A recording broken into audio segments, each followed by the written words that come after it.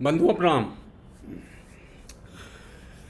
बंधुओं, हमारे भोले प्रधानमंत्री नरेंद्र मोदी कहते हैं कि संवैधानिक मूल्यों को बनाए रखने के लिए वो अपना जीवन बलिदान कर देंगे।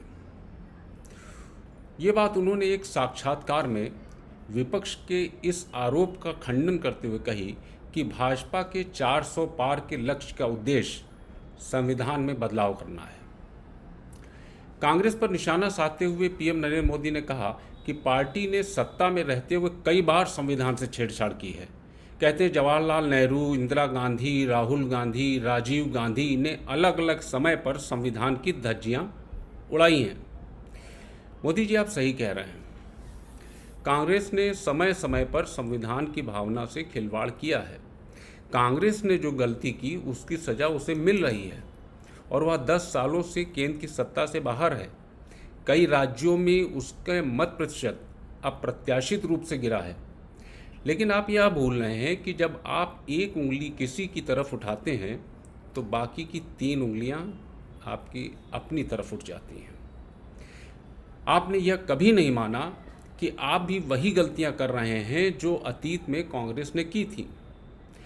जब आपकी गलतियों पर सवाल खड़े किए जाते हैं तो आप अपने बचाव में कहते हो कि कांग्रेस ने भी तो पहले ऐसा किया था। जब कांग्रेस ने भी वही गलतियां की और जो गलतियां आप कर रहे हो तो आप कांग्रेस से श्रेष्ठ कैसे हो जाते हैं मोदी जी? राहुल गांधी ने तो कांग्रेस की गलतियों को माना और स्वीकार करने की हिम्मत भी की। उन्होंने कहा कि भविष्य की राजनीति बदलनी होगी, लेकिन आपने तो वह साहस भी कभी नहीं दिखाया। आपने कभी यह नहीं माना कि आपसे भी गलती हो सकती है। आपकी जिद के चलते आपसे कई ऐसी गलतियां हुई जिनके कारण देश को भारी कीमत चुकानी पड़ी। नोटबंदी उसमें से एक है। नोटबंदी आपने नवंबर 2016 में लागू की थी और सुप्रीम कोर्ट में दायर हलफनामे में आपकी सरकार ने कहा था कि काले धन को जब्त या काले धन को ख़त्म करने के लिए नोटबंदी की गई है। अगर ऐसा ही था मोदी जी, तो 2019 के लोकसभा चुनाव में चुनाव आयोग ने जो धन जब्त किया था, क्या वो काला धन नहीं था? उस पर टैक्स दिया गया था।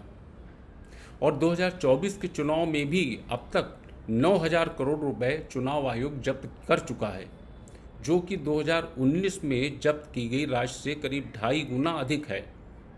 9,000 करोड़ मोदी जी, 9,000 करोड़। इतने में आप 4 करोड़ गरीबों को मुफ्त अनाज दे सकते थे। क्या इस सारे धन पर टैक्स जमा किया गया था मोदी जी?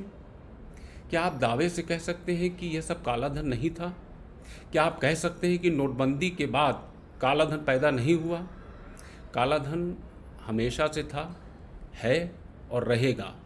आपके क्या किसी के भी बस में काले धन पर रोक लगा पाना संभव नहीं है। फिर नोटबंदी का लाभ क्या मोदी जी? लेकिन अपने अहंकार के कारण आपने कभी भी अपने उस फैसले की समीक्षा तक करना उचित नहीं समझा।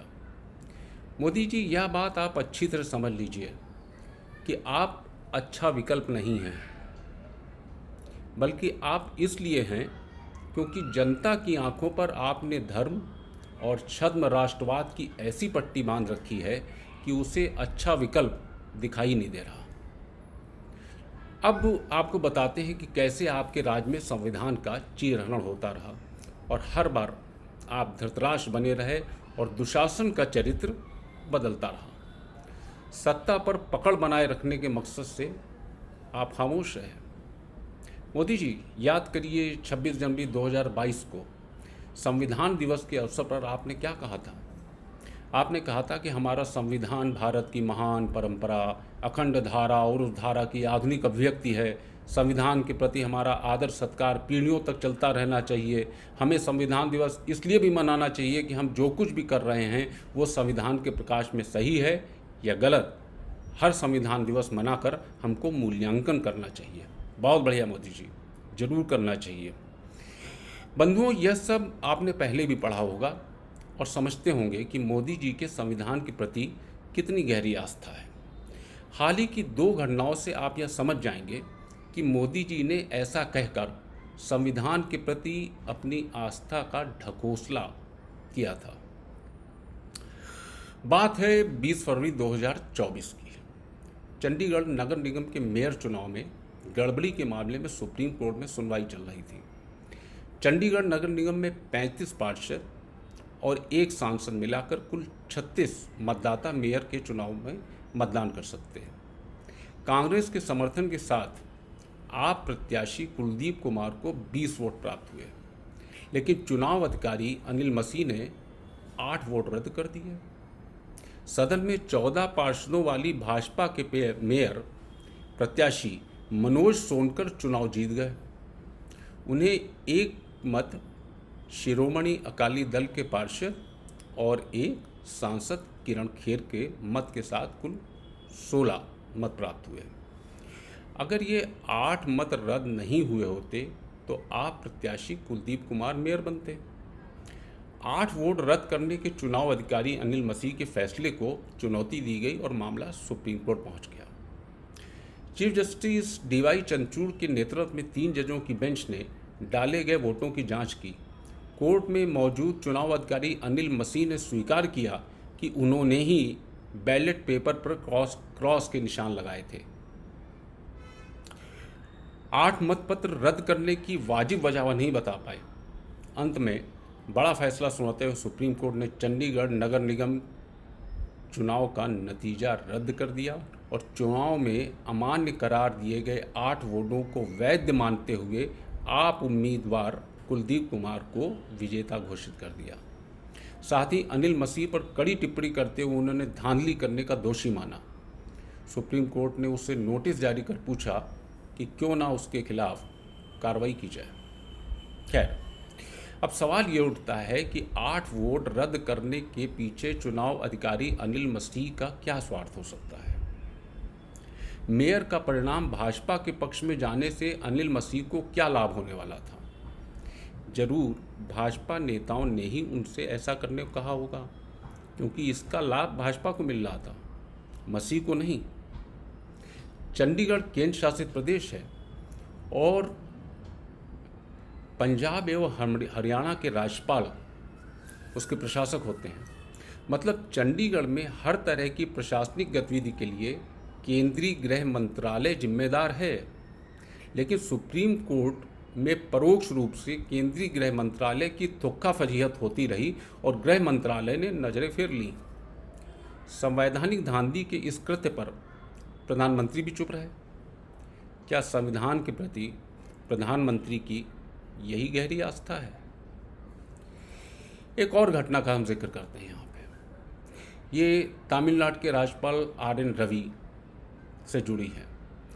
RN रवि ने मुख्यमंत्री MK स्टालिन की सिफारिश के बावजूद द्रमुक नेता पोनमुडी को फिर से मंत्री पद की शपथ दिलाने से इनकार कर दिया था। आय से अधिक संपत्ति के मामले में 3 साल की सजा पर सुप्रीम कोर्ट ने रोक लगा दी थी। इसके बावजूद राज्यपाल ने यह कहकर शपथ नहीं दिलाई कि सुप्रीम कोर्ट ने सजा पर रोक लगाई है, रद्द नहीं की है। मामला फिर सुप्रीम कोर्ट पहुंचा। इस पर सुप्रीम कोर्ट ने राज्यपाल RN रवि को फटकार लगाई। राज्यपाल के आचरण पर गंभीर चिंता व्यक्त करते हुए कोर्ट ने उन्हें 24 घंटे के भीतर निर्णय लेने का निर्देश दिया। कोर्ट ने कहा, मिस्टर अटॉर्नी जनरल, हम राज्यपाल के आचरण को लेकर बेहद गंभीर हैं और चिंतित भी। हम इसे अदालत में जोर से नहीं कहना चाहते थे, लेकिन वह भारत के सर्वोच्च न्यायालय की अवहेलना कर रहे हैं। सुप्रीम कोर्ट कह रहा है कि राज्यपाल उसके आदेशों की अवहेलना कर रहे हैं। राज्यपाल को सूचित किया जाना चाहिए कि जब सर्वोच्च न्यायालय किसी दोष सिद्धि पर रोक लगाता है तो वह दोषी नहीं रह जाता। पीठ ने अटॉर्नी जनरल से कहा कि अगर हमारा आदेश नहीं माना गया तो हम राज्यपाल को संविधान के अनुसार कार्य करने का निर्देश देते हुए एक आदेश पारित करेंगे।